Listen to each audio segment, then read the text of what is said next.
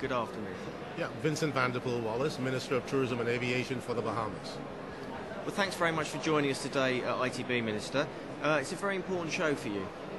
It is. ITB has evolved into something now where it's the great meeting ground for people from all over the world that come here. So rather than having to fly to a number of different places for various meetings, we all meet here. I mean, the days of just contracting and doing business in that term is pretty much over. With the internet and communication so much easier. So now really it's the great place for us to come and have very specific meetings about some significant matters. Now, one of the significant matters at the moment in the island is Bahamas. You've just started breaking ground this year on this mega development. Can you tell us a bit more about it?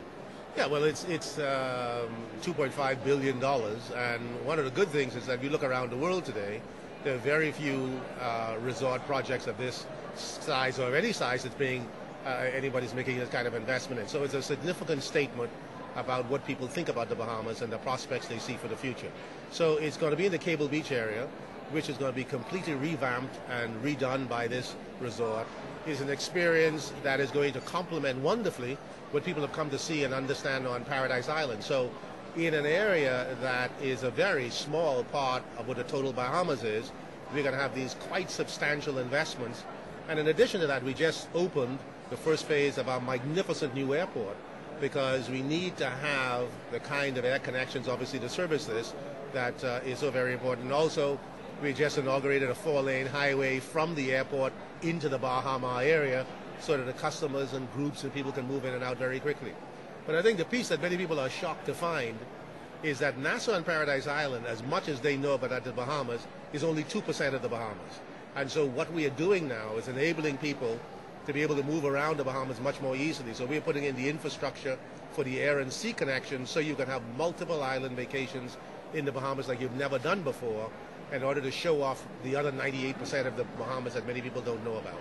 And do you feel that the mega resort will do that by creating this capacity and facilitating travel in, that the benefits will trickle down to all the other resorts in your islands? Well, we know one of the problems we had is because many of our islands are relatively small. So people don't tend to spend long periods of time on a very small island.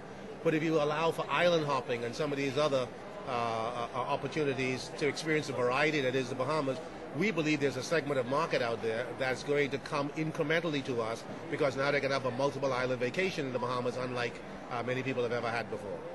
And where do you see your most potential for growth? Which markets excite you most?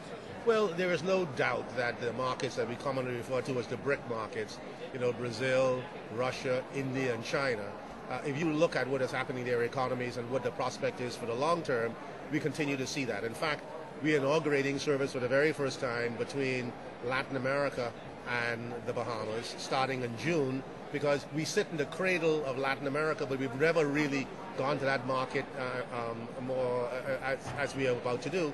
And Brazil is a big part of that. So you're going to find that we are step by step moving ourselves into other markets beyond North America, which has been our focus for about 40 years.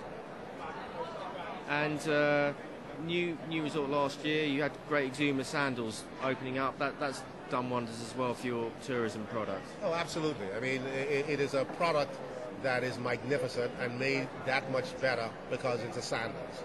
And working with Butch Stewart and his people has been so much easier in terms of developing airlift into that destination. We have non-stop service from major markets now going into Exuma.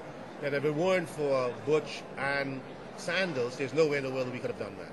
And it did very well at the World Travel Awards in November. It picked up a couple of honours there. Oh, absolutely. Absolutely. No, it did very well. And people, and more than anything else, the people who go there say they had a wonderful experience. Okay, Minister. Well, thanks very much for joining us today on Breaking Travel News. Thank you very much. Good to be with you.